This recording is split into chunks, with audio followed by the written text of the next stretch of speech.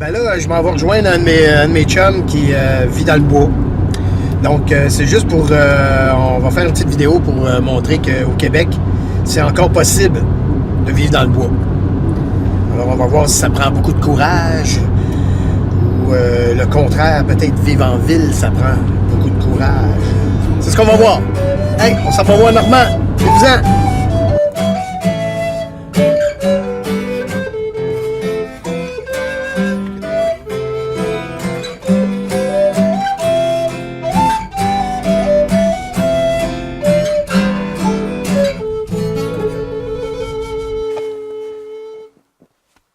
Je suis arrivé. Je te dis que c'est silencieux ici, mon ami. Donc, il y a le truck à Normand ici, là. Hein? Normand Casaventure. Ouais, Normand, c'est un gars chien de traîneau. Il vit avec sa meute ici, dans le bois. Puis, il était au Yukon, puis là, maintenant, il est revenu au Québec depuis une couple d'années. Check ça, c'est beau le chemin.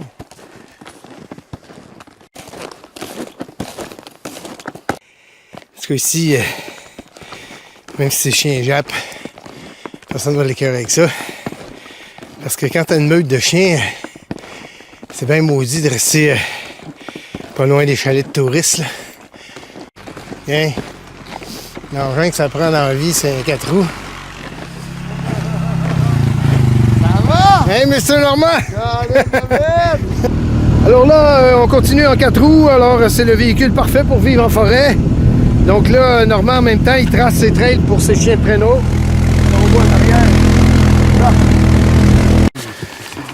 Donc, Normand, tes chiens, c'est tous des Alaskan, hein? Oui, c'est tous des Alaskan. On appelle ça des Huskies d'Alaska. OK. Donc, c'est toutes des lignées de chiens que, si on veut, j'ai refait mon programme de reproduction dans mes années au Yukon. J'ai été chez des éleveurs, chez des mocheurs, chez des coureurs qui ont gagné la Yukon Quest et l'Iditarod. OK. Leur ai acheté des mâles et des femelles et de leur équipe qui avait gagné les courses, donc chez Ansgat.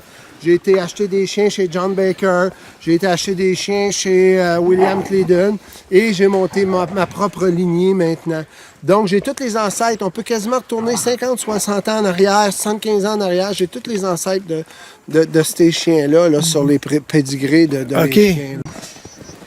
Donc, mes petits Alaskan font en moyenne, mettons, de 40 livres à 55 livres. Donc, on peut parler de 18 kilos à... une vingtaine de kilos, peut-être okay. 22, 23 kilos. Donc, c'est pas le fameux chien de traîneau, là, malamute, machin, là. Non, c'est 90% des attelages aujourd'hui sont composés d'Huskies d'Alaska. Hein. Okay. Les malamutes, des Sibériens, t'en as de moins en moins. C'est des super de bons chiens, là. Ouais. Mais ça se compare pas à ça. Ça, c'est dans les meilleurs chiens au monde. Puis il faut comprendre que c'est des lignées de longue distance.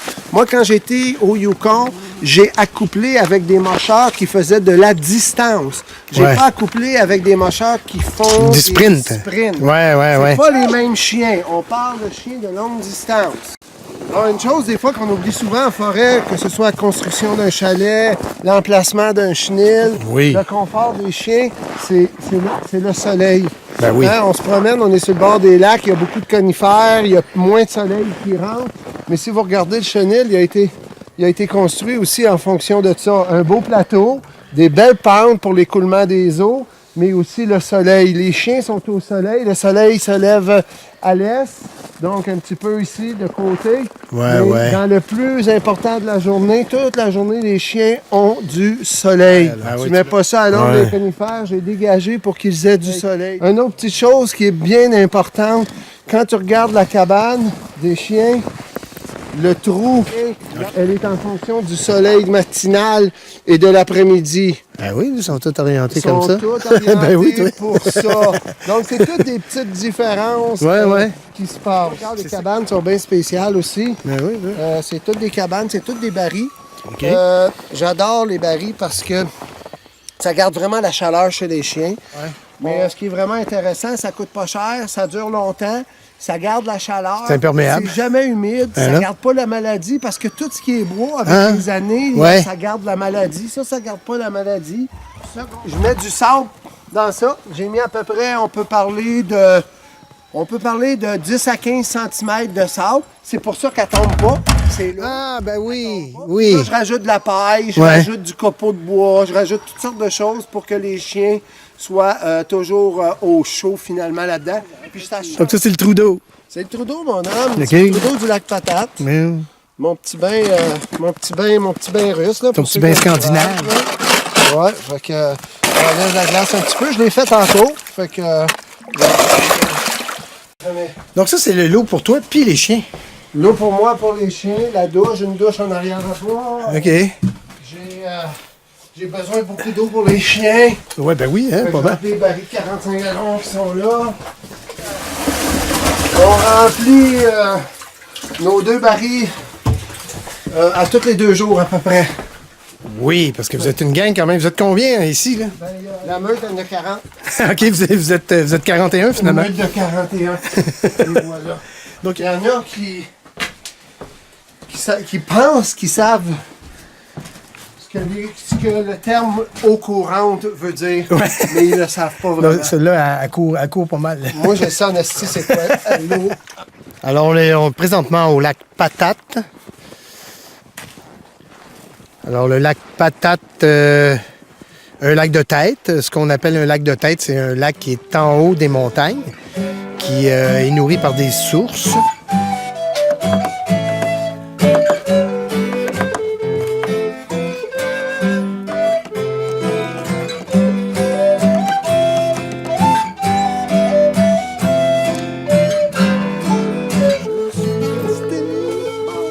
Donc, la soupe, Normand, hein, c'est quoi finalement?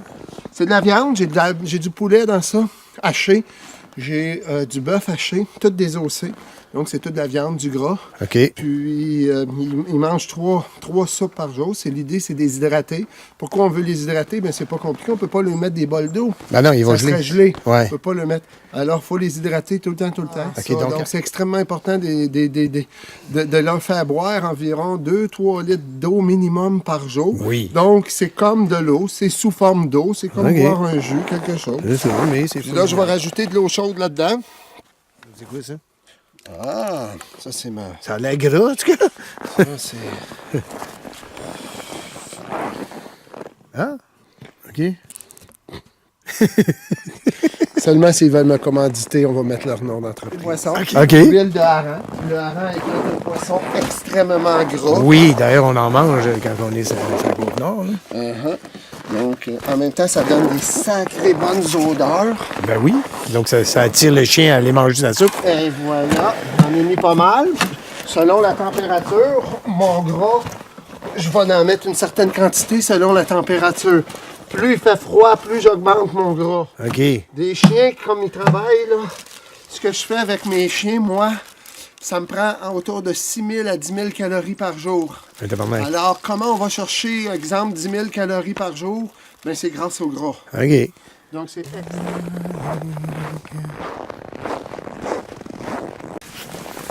C'est tombé étonnant. Exactement. Donc, vous pouvez remarquer que ça jappe pas tant que ça, hein, finalement. Donc, toi, ces chiens-là sont heureux d'être contents. Arrête de niaiser. Tu manges pas ta moulée, là?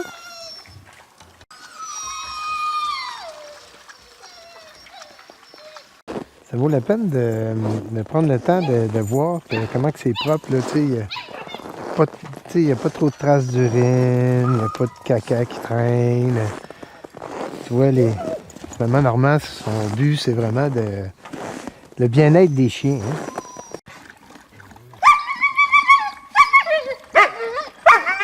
Ça, c'est un bébé il y a 7 mois. Calvin, c'est big.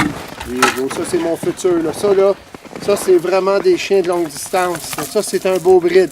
Là, je suis en train vraiment dans mon programme de reproduction. Là, je m'en viens vraiment dans ce que je recherche énormément comme chien. Cette grosseur-là, là. La grosseur, la fourrure aussi. Oui.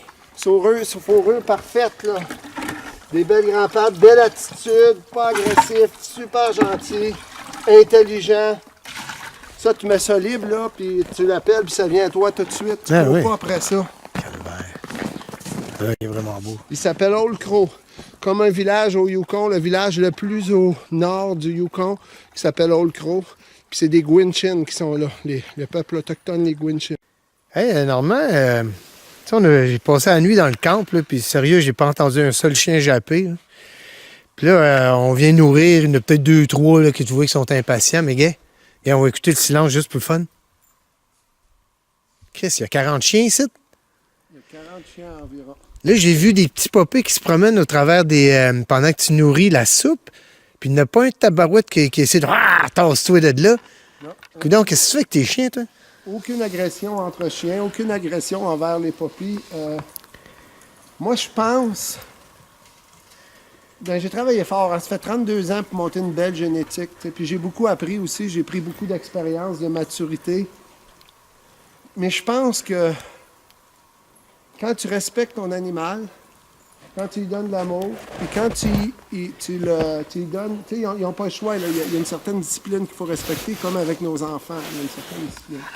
Mais je pense que quand tu as un bon leader qui respecte ses animaux, puis je ne suis pas le seul de même, il y a des mocheurs, il y a d'autres mocheurs comme moi qui sont professionnels, puis que c'est comme ça. Alors à partir de là, on connaît et on comprend c'est quoi le respect puis c'est quoi l'amour parce qu'ils viennent nous le prouver. Il n'y a pas d'agression, même pas envers les petits, il n'y a même pas de Japon. Il va y avoir 15-20 chiens libres, il n'y aura pas de... Alors la morale de cette histoire, moi je me dis, comment ça que dans le monde il y a des guerres? Comment ça que dans le monde il y a des chicanes? Comment ça qu'en France, les gilets jaunes, les gens sont fâchés? Ben, je pense que probablement qu'on n'a pas des bons leaders. Je pense que nos leaders, ils n'ont pas su organiser une hiérarchie positive. Où tout le monde est gagnant. Même s'il y en a un qui fait bien de l'argent puis l'autre il en fait un petit peu moins, on peut avoir une belle hiérarchie économique où tout le monde va être content puis qu'on va partager égal puis que ça va bien aller. Mais je suis persuadé, dans le fin fond de mon cœur et avec mes expériences de vie, qu'on a des mauvais leaders dans la plupart de nos pays. Je dis bien,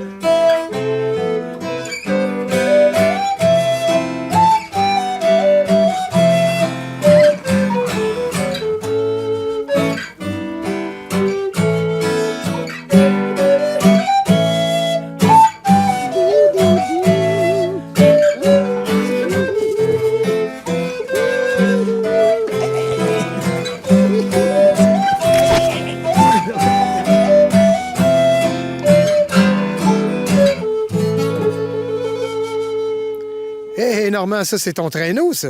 Oui, ça, c'est mon traîneau que j'ai utilisé pour mes 3 dernières Yukon Quest 1600 km. Et, c'est un traîneau high-tech. C'est un traîneau que j'utilise aussi dans le domaine du tourisme. On part avec nos invités avec ce genre de traîneau-là. C'est un traîneau, là, nœud, ça vaut autour de 4000 $ canadiens.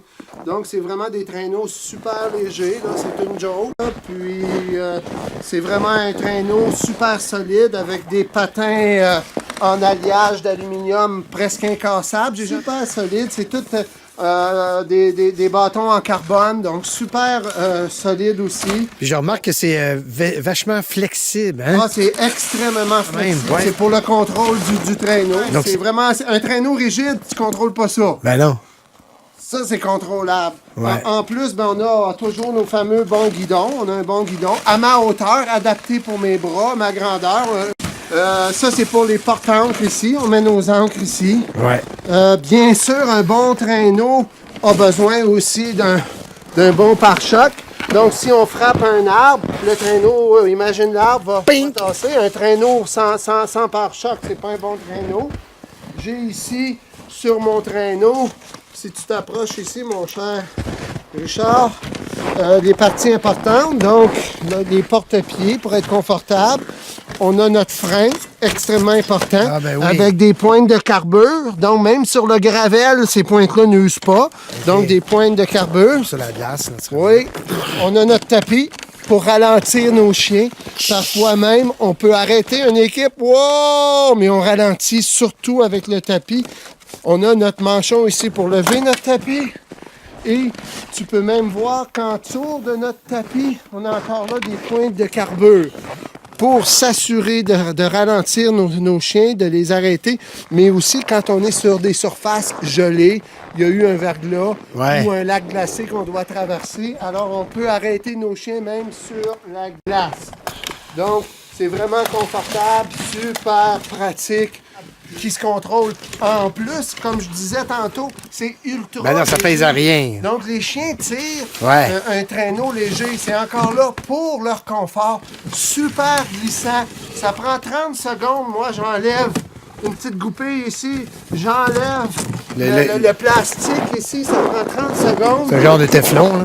Puis, j'en remets un autre. Donc, aussitôt que mon plastique commence à être usé, ça prend 30 secondes chaque patin, les enlever et remettre un nouveau plastique. OK, ça change. Là, banc neuf avec une goupille. Bon, ben là, on a un traîneau complètement grillé. Hein. Complètement grillé. Donc, moi, je peux partir avec un traîneau comme ça, puis je peux me taper avec toute la nourriture de mes chiens, là. Un petit traîneau comme ça, sans remorque, sans rien tel quel en ce moment, là, je peux partir pour on peut parler d'un 400-500 km, là, je vais être autonome. Okay, hey, Normand! Ils sont donc bien bruyants tout d'un coup! Ouais, on s'en va atteler, mon homme. Aussitôt qu'ils voient qu'on attache, qu'on met le traîneau là, qu'on fait le préparatif, ils le savent. OK, c'est pour ça! Là, ils le savent. Donc, c'est parce que ça lui tente en maudit. Ouais, ils aiment vraiment ça. Ah, c'est-tu... OK, c'est vraiment capoté, hein?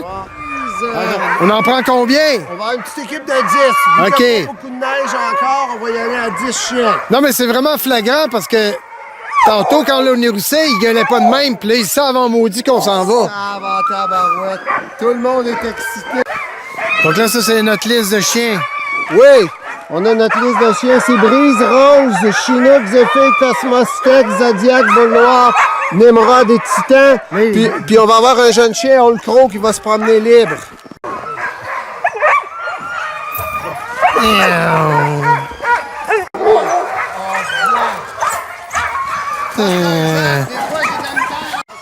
Donc là, c'est un peu l'anarchie parce que là, les chiens, lui, il est tout jeune, c'est un chien tout jeune.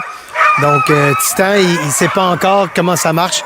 Là, elle a appelé Rose, whoop, qui s'en vient. Brise qui s'en vient. Il est fou! Petite calisse, l'anarchie! Rose! C'est l'anarchie! Oui. Ils sont contents! Ben non, mais ils trippent en crime.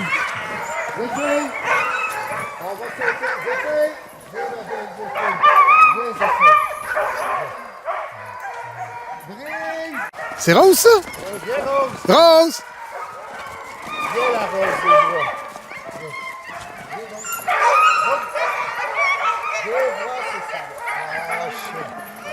OK, là, on les met sur la line, là. Ouais, moi, j'appelle ça une ligne d'expédition. OK. Mais les Français, ils appellent ça un stake line. Oui, un stake line. Oui, c'est un ça. Un stake line. C'est ça. Oui. Mais c'est pareil. Oui, c'est un stake line, mais c'est... Oui. C'est du ça. coup. C'est français. Là, probablement français de Paris. Oui, c'est du stake line du coup. Du coup. Yeah! Yeah! Donc ça, c'est nos deux chiens, les deux, là. C'est nos deux petits d'en avant, là. Ouais, exact. On a Rose, que je suis en train de lui mettre son harnais présentement. Puis on a en arrière, en avant avec elle, sa sœur Brise. Ah, c'est sa sœur.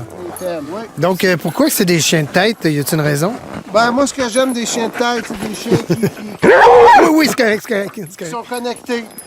Qui sont connectés sur le mocheur, sur l'équipe. Ouais. C'est des chiens qui vont être à leur affaire. Tu sais, quand tu dis en avant, c'est en avant. Quand tu dis G, c'est G. Quand tu dis A, c'est A. G pour droite, A pour gauche. Puis sont-tu plus âgés, mettons? Ça tu rapport? Ben, non. À 2-3 ans, j'ai des leaders. OK. Mais j'aime ça avoir des chiens. Je prends le temps de monter des leaders. Je suis un bon monteur de leaders. Ouais. Puis, mais aussi, je suis patient pour monter des leaders. Je prends vraiment mon temps. S'il est leader avec toi, il peut-tu être leader avec un autre? Oui, mais encore là, c'est tout le temps l'attitude du mocheur, tu sais. Ouais. Si le mocheur, sans s'en rendre compte, il stresse le chien. Moi, mes lignées sont vraiment... Faut que tu sois doux avec. Ouais. Si tu utilises le style armé, ça marchera peut-être pas. Le chien va être stressé en avant. Tu vas lui demander un G pour aller à droite. Il va te donner un A. Il va venir tout mêler parce que il n'est pas habitué au stress. Mes chiens, ils marchent pas sur le stress. Donc tu vois, on a mis une ancre ici. Et moi, j'ai le pied sur le frein. Parce que quand c'est le départ de même, ils veulent vraiment y aller. Là.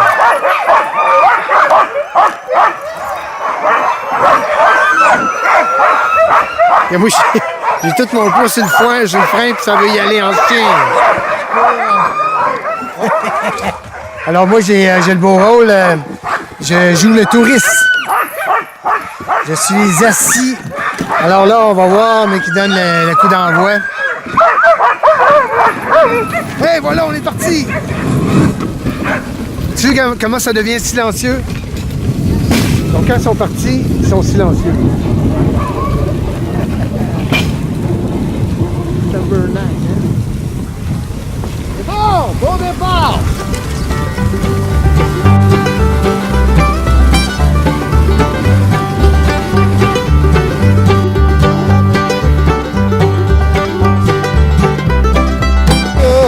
Donc là, on est comme un train routier, tu comprends? On a une gratte, et puis on a Cecilia en arrière sur le train. On appelle ça la méthode wagon, 2 traîneaux ensemble, puis on a rajouté une gratte. Donc, on joint l'utile à l'agréable, on entretient tous nos sentiers nous-mêmes. Très rare, on utilise la motoneige. Donc, vous n'avez pas signé le pacte, vous le faites. Nous autres, on signe aucun pacte, on le fait.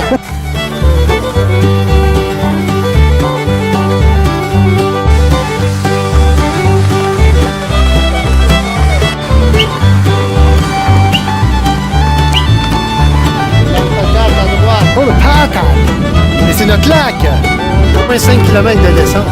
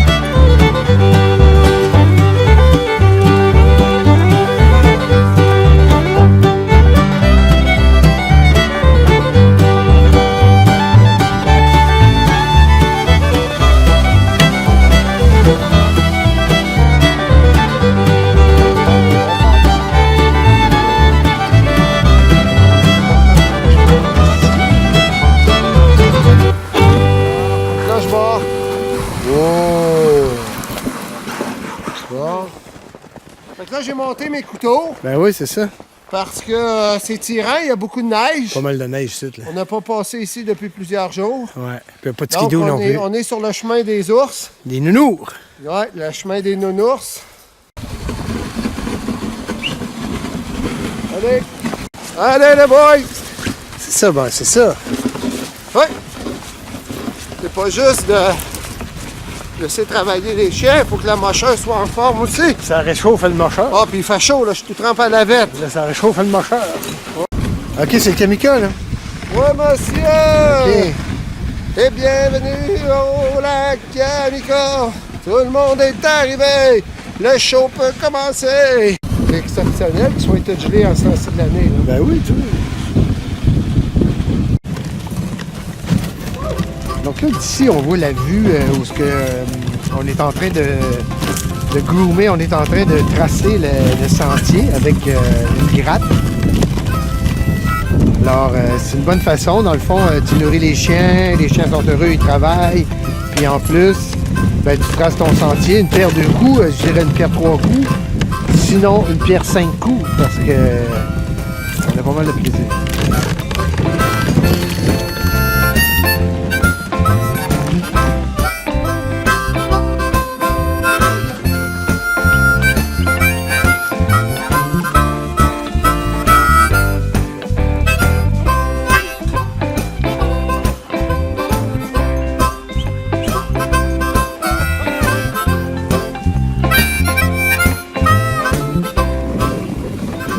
Alors, ben, on arrive de nuit, hein, naturellement, parce qu'on aime bien ça.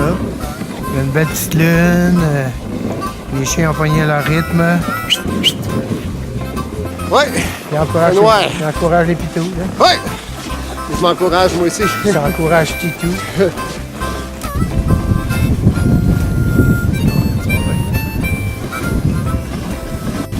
Ben, en tout cas, ça a été un super de beau training. On est vraiment été gâtés. On a eu un beau départ avec de la belle lumière, un beau soleil, puis là, on revient avec une belle lune. C'est frais. On doit être déjà rendu à moins 20, moins 22 peut-être. Comme faut. Alors, les chiens vont bien.